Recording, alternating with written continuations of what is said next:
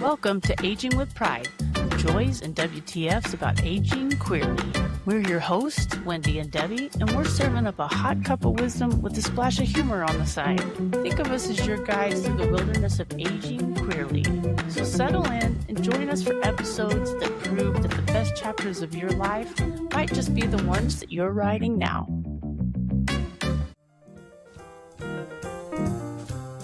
Hello, everybody, and welcome to People of the Gayborhood, our Aging with Pride series where we chat with folks so fascinating, so fierce, and so fabulously unique, absolutely would want to live next door to them. My name is Debbie. My pronouns are she, hers. I'm Wendy, she, hers. And I'm super excited because this was my very first choice of somebody to feature on this part of our podcast. And her name is Susan Phelan, aka the Rock and Roll Machine. She's a bass slinging, body slamming legend. She's gone from pro wrestling and late night spandex to being inducted into the Country Music Hall of Fame here in Colorado just this last year. She's been also rocking the Denver airwaves as the longest running female traffic voice for 25 years here in Colorado, and was also recently nominated the Colorado Country Music Instrumentalist of the Year. That amongst 100 other things that we could just shout off. So it's hard to put all of the accolades down into one little paragraph. But Susan. our audience probably will be uniquely and extremely excited to know that she rescues cats, because that's kind of Yes. our demographic a little bit. Yes, right? and we're going to talk about that in some of our questions. Susan's journey includes surviving unimaginable trauma, feeling addiction, reclaiming her power through music, tattoos, love, therapy. She's a living proof. That's a good place to be. Gen X lesbians really age like fine whiskey, bold, complex, and totally unforgettable. Welcome, Susan. Wow. Thank you so much. I'm honored to be here. Thank you for having me. So thrilled. You are so interesting and just have this amazing story. I'm so excited we get to share and tell it. So let's start off with your really cool history growing up. I grew up in Carmel, Indiana. 2 sisters, my mom and dad. My father owned the musical instrument store in Carmel, Indiana.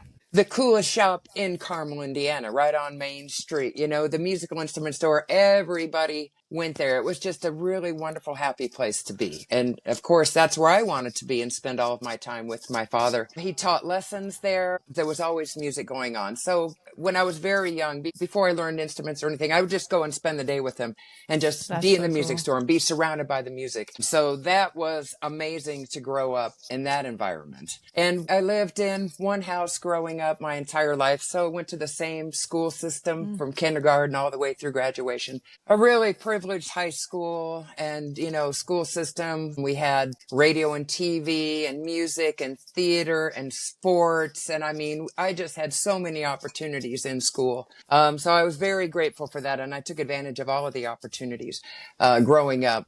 And wonderful parents. So I started learning instruments, played drums, I played guitar, I played piano, played a little trumpet, I played some saxophone.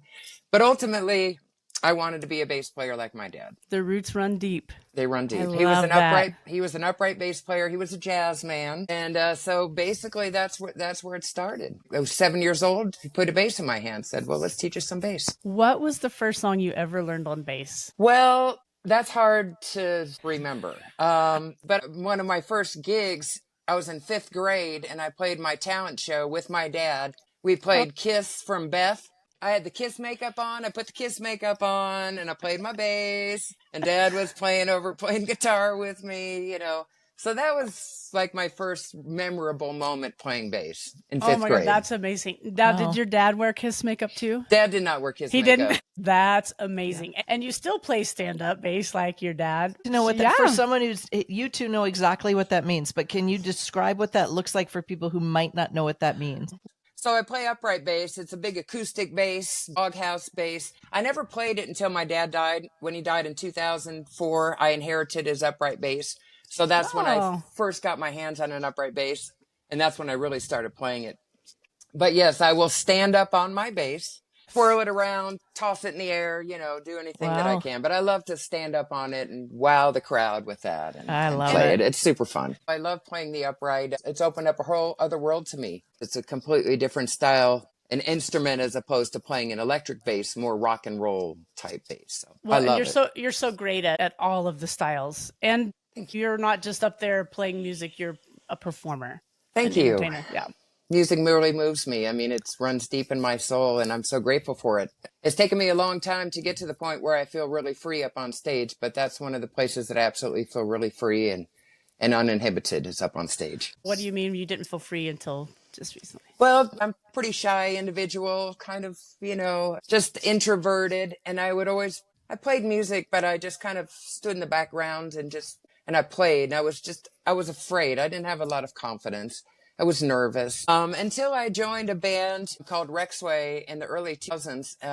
And these guys is country punk. And these guys they loved playing, they would have costumes and we would put in choreography and jumps and headbanging and all this kind of fun stuff that I'd never really done before. And so it's like, oh, this is fun. And it kind of gave me permission really to just let loose and just let myself go. Don't be afraid. And the minute that I did that, there's no stopping me after that. That's awesome. It's an incredible feeling. There's nothing like it in the world. It's just so freeing and fun and empowering to be up there. Yes. So I have a question for you Yes. because, that's your stage persona, right? Which seems very big and Yes. out there and extroverted. And then you've said you're more of an introvert, right? You're more shy. So do you find that people have an expectation of how you should show up off the stage, or do they understand, no, that's her stage person. That's who she is on stage, and it can be very different. I think who they see up on stage is who they're expecting to get. Yeah. But when I come off stage, I'm still kind of in that mode, performer mode. So I tried, I just a lot of energy and I want to just be engaging with people and want to hear what they have to say and answer questions and show them my bass and anything that they want. It's when I'm out of the stage area that I'm a little more uncomfortable. So if someone sees you in the grocery store, they should know that they won't get the stage show. They're going to get the grocery store version of you, which just might be more shy. Okay, good to know. Absolutely. Good to know. Yeah, absolutely. But, I love talking to people, especially at gigs and relating to people with music and talking to them about music or talking to them about what I'm doing up there. Or I get a lot of people come up to me and go, gosh, I wish I could do that. And I'm like, you can do it. So talk about your dad. Is there a piece that you carry with him still when you're performing? I tattooed the last letter that he wrote to me on my leg. Okay, So cool. he's forever with me. Plus, I have a portrait of him on the side of my leg as well. So a lot of it I carry on my body. I've got it etched in my skin forever. Same with my mother, tributes to them. And I have my father's upright bass. Yeah. Which I keep. But mainly, I'm too worried that I'm going to lose things. So I just etch it into my skin, and then that way it's with If me they're forever. tattooed, they're always there. And they're always there.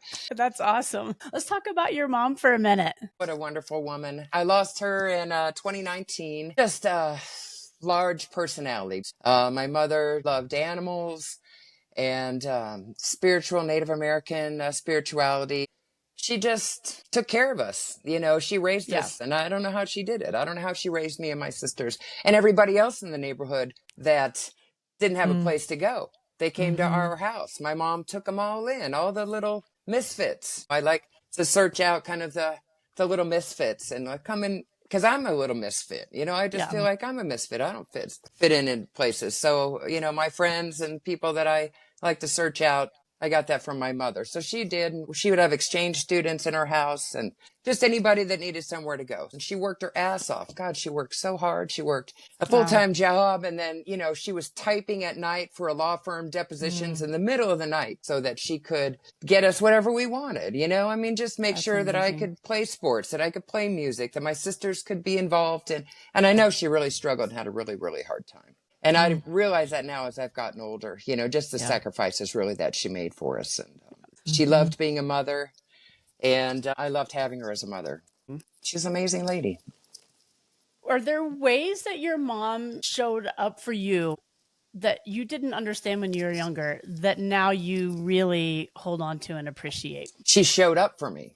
period. I mean, she was there. I played sports and she was out in the backyard. I was a catcher in softball. She was out pitching to me in the backyard. She was driving me to all the different things that I had going on. You know, That's she was in the amazing. stands, you know, when I was playing a game, or she was at the show in the stage cheering louder than anybody in the whole place. She loved her daughters dearly, and she showed up for us. And she was just has always been so supportive of me in anything that I've done. Yeah. Whether I decided, Mom, I'm going to go be a professional wrestler, or I'm going to go play in this rock band, or I'm going to go do this, or I'm going to go do that. And she supported me 100%. Yeah, we need to talk about that.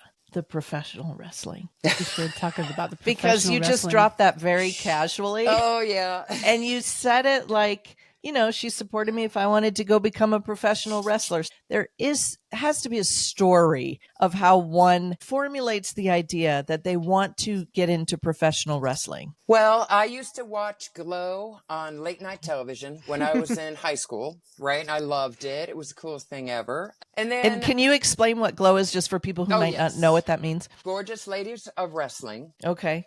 And it was a series on late night television taking place in Las Vegas, Nevada, featuring women's wrestlers. And these women, they all had various characters, very politically incorrect nowadays when you think about all the various characters. And then when it was professional wrestling, and they would have skits, which were really pretty stupid. But I really enjoyed the wrestling. I used to watch women wrestling late at night, late night television. And then one day they came to Indiana. They came and did a show, and my cousin and I went down there. And I walked up to the guy afterwards that I used to watch on TV, David McLean, and I said, how does one become a wrestler? I like this. How does one become a wrestler? Wow. And he's like, give me your number. Why don't you come on down? Well, it just so happened that the production company was based out of Indiana, which is where I'm from. So when Glow folded in Las Vegas, he formed a new company called POW, Powerful Women of Wrestling. But it was based out of Indiana. And he said, why don't you come down tomorrow and meet the girls and come on over and we'll talk to you about it. So it just was a perfect opportunity. Wow. You know, amazing. Just how lucky for me just to go have the nerve, first of all, to go up and say, how does one do this? I mean, 6'1", 19 years old, 19. you know, had the look and athletic ability. So he's like, come on down. So next thing you know, I'm sitting next day at the table with all the freaking wrestlers. And then after that, he's like, okay, let's take you down to Miami Beach and we're going to do some training. Oh, wow. Just like that. You just went, met him, Just and then like you were Wow. the next wrestler. The next wrestler. Just like that. Oh my gosh. That's how quickly it happened. Oh my God, that's amazing. That's a wild story. I love it so much. That's a wild It's story. wild. And I'm like, oh my goodness. Okay, I'm going to do it. I was incredibly shy and so nervous and scared and just timid, as you'll see when you watch my videos wrestling. But I had the time of my life, and it really met some amazing people, and it changed the trajectory of my life forever. Yeah. So a couple of questions. One, how did you get your name? Is that They something gave it you to me. Okay, so they gave you the name, and you had a costume, you had a persona. Your name was Liberty. I was the Awesome. all-American girl. You're from Philadelphia. You're the all-American girl. Her opponent from Philadelphia, PA, Liberty.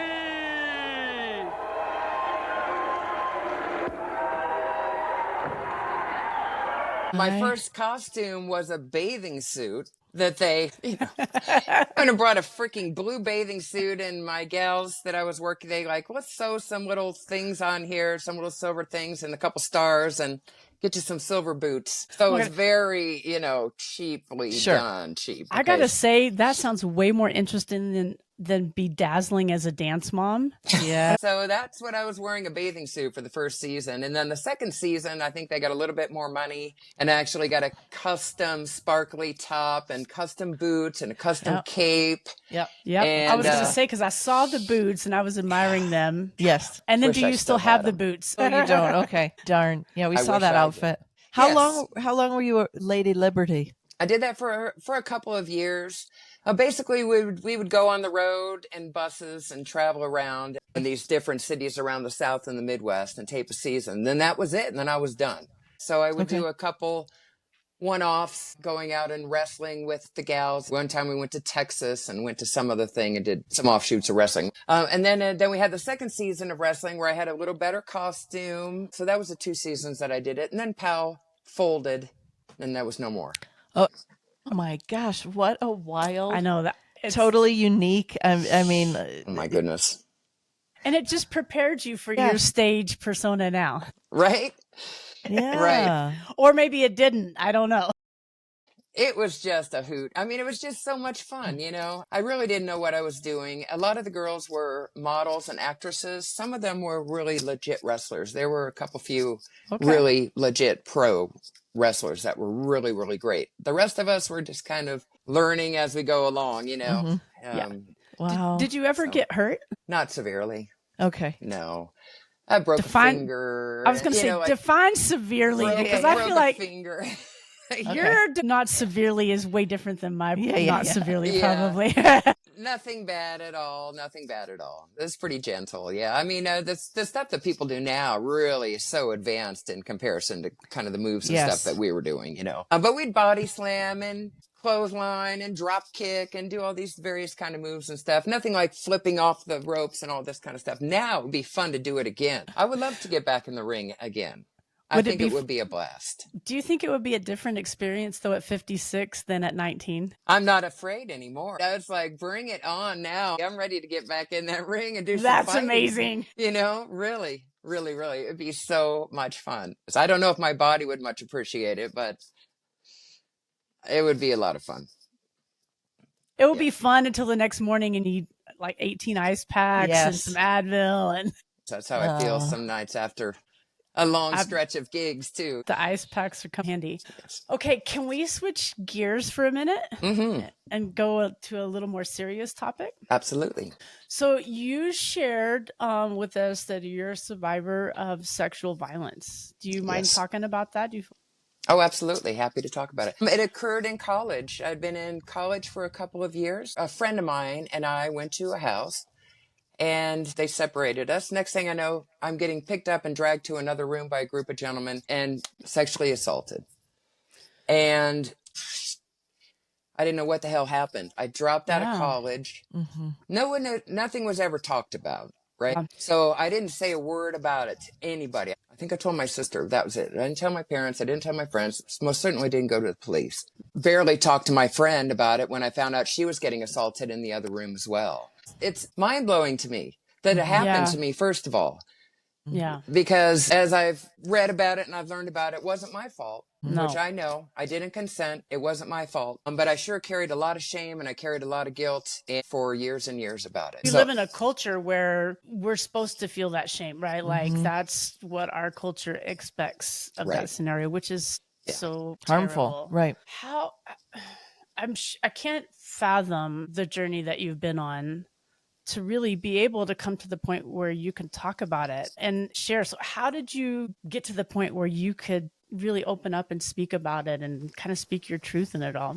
There's never a good opportunity to talk about it. So for one, certainly while you're not doing the traffic. Certainly while I'm doing the traffic. Right, or up on stage about to sing a song. By the way, I'm grateful for the opportunity to be able to talk about it. Because as I've learned, 1 in 6 women have either been raped or attempted rape. And that's a whole lot of people. That's 1 in 6 is a lot. So it's more common than I would ever imagine that it would be. I'm sad to hear that it is so common.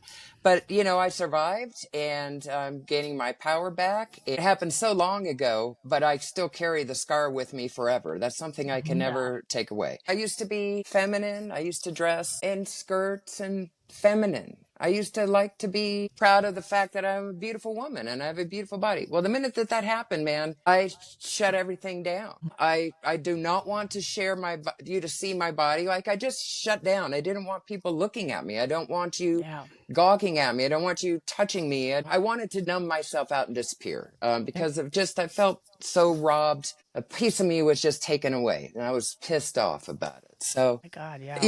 And that's the only way really I can describe it. And it's just been a journey back to figuring out who the hell I am. What helped you kind of navigate that journey to kind of reclaim yourself and your body and your inner peace and your visibility? It's taken a long time. I tried to run as far away as I could from myself through drugs and alcohol. I had a job and I kept my job and I was a functioning alcoholic and a functioning drug addict, but I was just trying to numb up myself as much as I possibly could. I just felt I felt ugly. I mean, I just all the things you think badly about myself, I did. So when I finally learned, like, okay, it's not my fault. When I've drank myself and this is solving nothing, drugs is solving nothing, sex is solving nothing, searching out all these things, spending money. I'm like, okay, I got to start looking inside. I can't look outside of myself for all the answers. Was there a defining moment that kind of brought you to that point, or what? I've been searching forever since it happened. I did some EMDR therapy. I've gone to therapists. I've been on various medications, tried just a lot of things. Getting rid of the drugs and alcohol was my first step in clearing my head.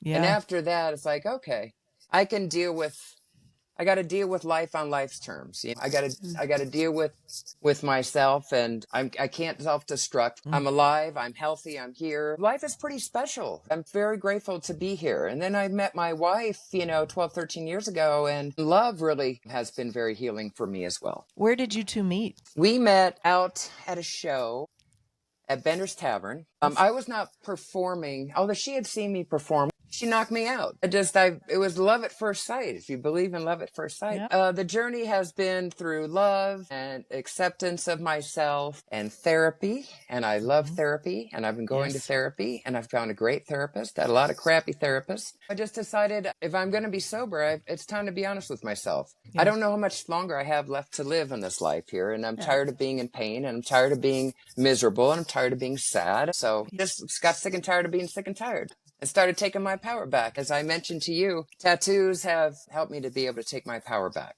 to be able to love my body again, because I think they're beautiful. I love all the colors, and I love the art, and I can etch moments in my skin, memorable moments. And all of your tattoos are special to you. Yeah. Absolutely. I love my tattoo artist's artwork. I have strong women on my arms. I have a geisha over here and another strong warrior type women here. And they help give me strength. And then I have a male samurai in my back and a lion because I'm a Leo. And my journeys are tattooed on my chest. My journeys in life and everything are tattooed on me.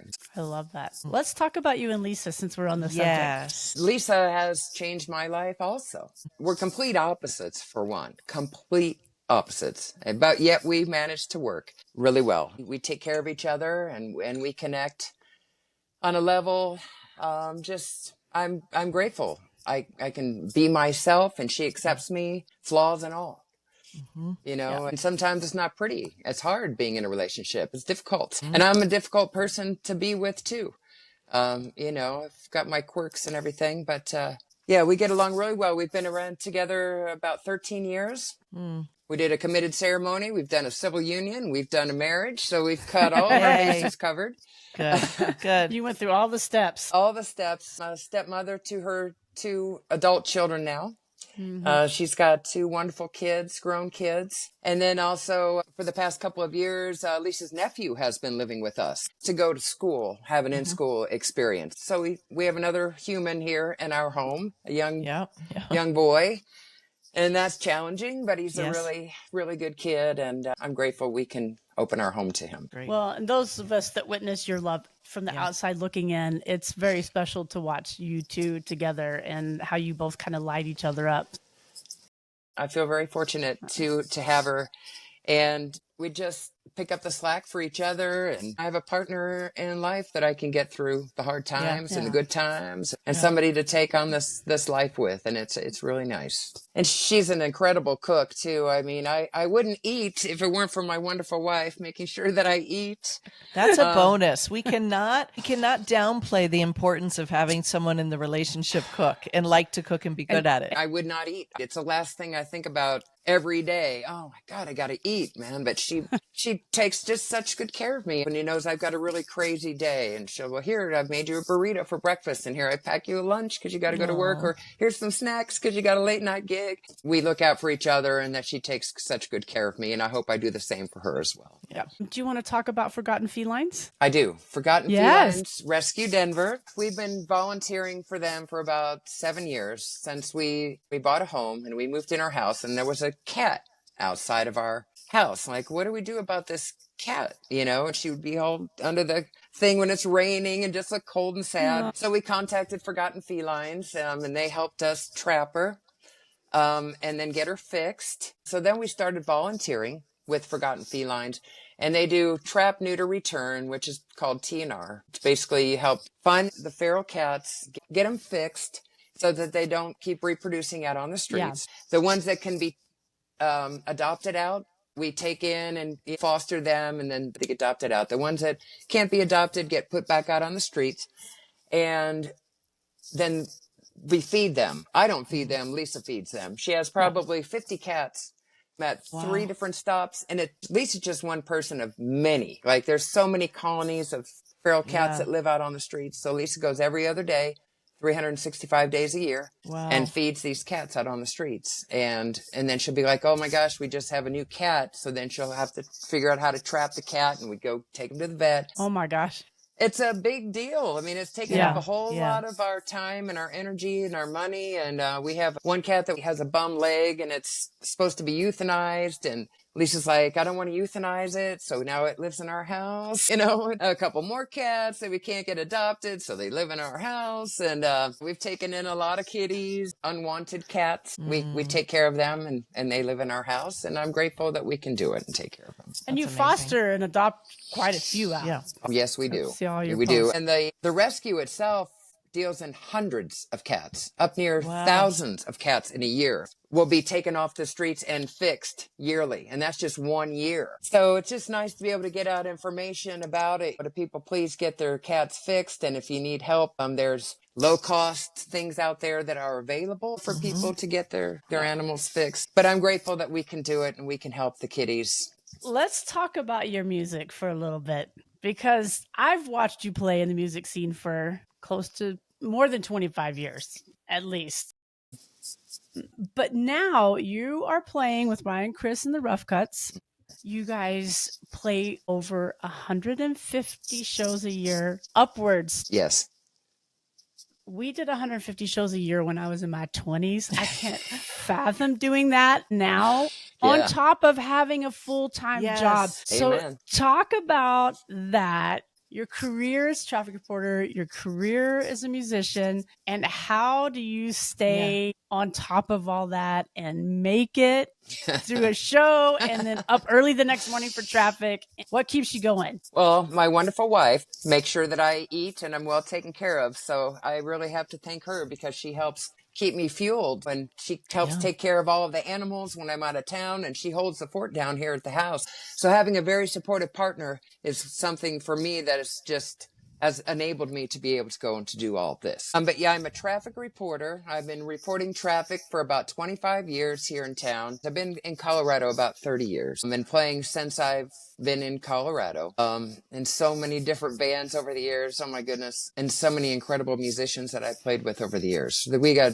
a lot of talent in Denver. Yes, a lot of talent. The band that I'm in now, Ryan, Chris, and the Rough Cuts, it's an outlaw country rock and roll original project with 5 studio albums, Christmas album. We've got another album in the works. I mean, I play with stellar musicians. I'm having the time of my life out there. That group of musicians, if anybody ever watches you guys, like the albums are great, but live is where you guys are magical, from my lens at least, because you have such a really unique and rare connection with each other. That I know firsthand is very hard to find. It is. Yeah. Talk about that connection with all of the Rough Cuts. Well, we like each other. We get along really well. These are my brothers. Are men that I love very much and I trust very much. I mean, how do you explain a musical connection? It's magical. It's like you said, it's absolutely magical. And I've had magical moments with other people playing. But this core group of people here is just so good at what they do. Anyway, they're just great musicians. To talk about my drummer, Michael Jochum, for a minute. I mean, this man has played with the best of the best, and he's done hundreds of movies and hundreds of TV themes, and he's been a drummer his whole entire life. Just a remarkable musician, and he's my drummer. The minute that I get to sit and put that bass on, I'm just so inspired by the musicians that I'm playing with, and we have so much fun. I don't know how else to just explain it, except I'm having the time of my life up there playing. Yep. I love it. One thing I love is you just said that he's your drummer, but if anybody follows him on any social media, he says it about every other day that you're his bassist. Yes, I know. Yeah. I just, it's so special, really. He has helped elevate my playing. He just is so good that it just inspires me. He just inspires me and lifts me in my energy and my playing, that I just like wonder what today's going to be like. You know, what's he going to bring out of me today? I'm just so excited that every single time we get up on stage, it's just an electricity that just goes through me, and it's a high better than any drug or alcohol, anything that I've ever experienced before. And then to have people out in the audience, I mean, feeding off of our energy and giving us energy back, and yelling and having a great time, and the energy from the crowd, and to take people out of whatever that they may be experiencing. We're all just going to experience this magic here for this hour or 3 hours or however long it is. And people can dance and cut loose and have fun and no inhibitions. And what a neat thing to be able to be a part of. Yeah. And to watch right from on stage. Yeah. That's amazing. So I do have a question about, I know that, you know, you play in a band, those can be late nights. What time do you have to get up for your traffic reporting job? Used to be 4:30. It's now 5 a.m. So okay, so you sleep in. So I get to sleep in until 5 a.m. Okay.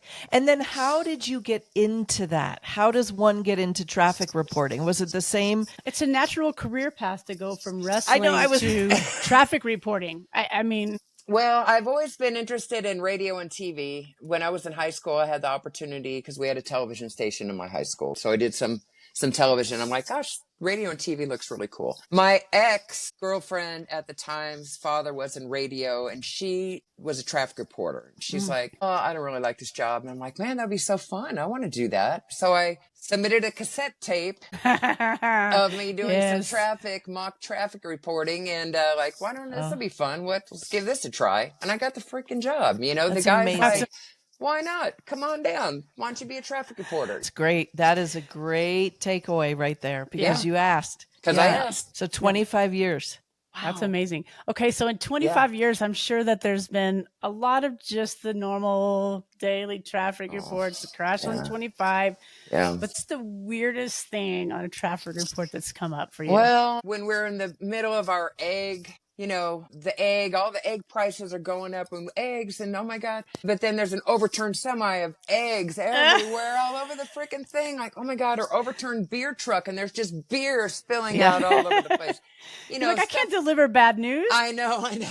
Like, oh my gosh, the beer truck. When you ask me about that, I can only really think of the horrific things that have happened. There's been a lot of really bad stuff that's happened out there. I'm sure. It's nice when I can report about overturned eggs or beer all over the place, but not something terrible. That's fair. So let's talk about, you not only have been named Instrumentalist of the Year here in the Colorado Country Music Hall of Fame. Association. Yep. Yeah. You were inducted as a permanent inductee. Permanent inductee. Yes. Isn't that amazing? Into the Colorado Country Music Hall of Fame. Like, how does that feel? What is that like? Like, what is that like? That's amazing. It's amazing. It makes me feel older, that I've done enough and to be have a career to be into a Hall of Fame. That's pretty cool. I'm really honored, and I'm touched to be recognized. Truly. Yeah. It's amazing. It's a mark. I'm going to be forever there as a member of the Colorado Country Music Hall of Fame. Yeah. And I appreciate getting recognized. Same with my being an instrumentalist. I appreciate the recognition, you know. Won a Westward Music Award when I was a hard rock singer. It's just nice to be able to get recognized at all. And for that, I'm very grateful. Yeah. I love it. I'm proud. Okay. Are you ready for the lightning round? Oh my gosh. I guess. I'm ready for it. I'm ready. You have to answer quick. Don't think about it.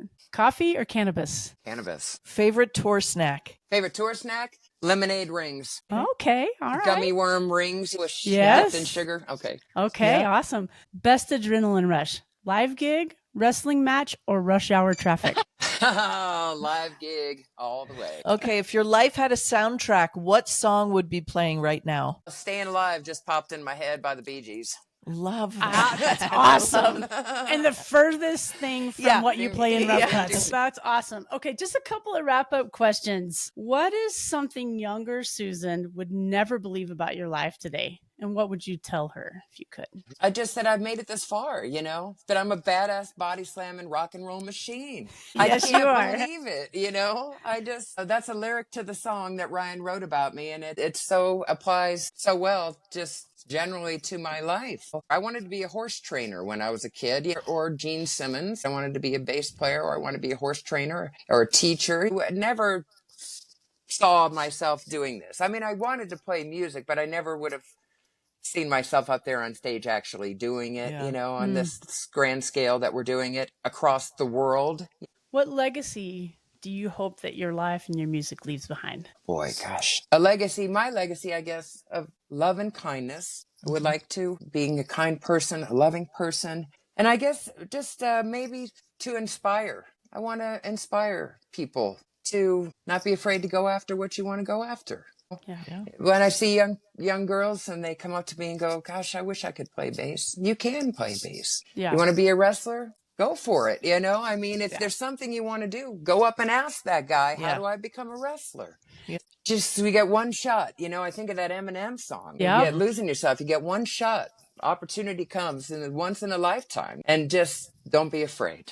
Well, I have a question, because this whole series about the Gayborhood, Yes. right, and living next door to you, like you are the person people would want. What makes you a great neighbor to live next door to? Well, I'm a very helpful neighbor. My next door neighbor, I go and help her all the time with things. Like she needs help putting together this storage unit thing. Sure, I'll help you. I go around my neighborhood with my little trash collector and I pick up trash. We love our neighborhood.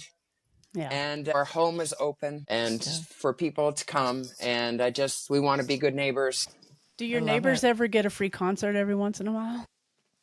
Yes, they do. As a matter of fact, they do. There you go. That's another thing to I had add to think to about it. that. Yeah. Yes, whether they like it or not. I love it. We have friends come over and we have a little jam session sometimes. And so we haven't had any complaints. We love our neighborhood and we love our neighbors. And I'm very grateful to be here. Is there one thing that you want people to take away from our conversation today? I just want to thank them for listening to my story. And thank you both for letting me talk about myself. Well, we are so grateful that you, first of all, had the time, had the actual time, and then chose to spend it with us and share your story. It's just so fabulous. Thank you. Such an amazing person. Thank you. Yes. Everybody has pain. Mm-hmm. Everybody has hard times. And just not to give up, just keep going, and don't be afraid to get help. Reach out. Yeah. I did, when I was getting sober, I went to AA and I went to Al-Anon, and those helped me, and just getting support and not being afraid to ask for what you want. That's something I've had to learn along the way. I've been very afraid over the years, except for the couple of instances where I've mentioned where I wasn't afraid to go out and ask for what I want. But just not to be afraid. Be willing to go for it. Yeah. I love it. Very good. Thank you. Well, thanks for spending the time with us and sharing and all the things. Thank you. So great. It's been a thrill. Yeah. I'm long, I'm strong, I'm leaning on me. I'm a badass body slamming rock and roll machine.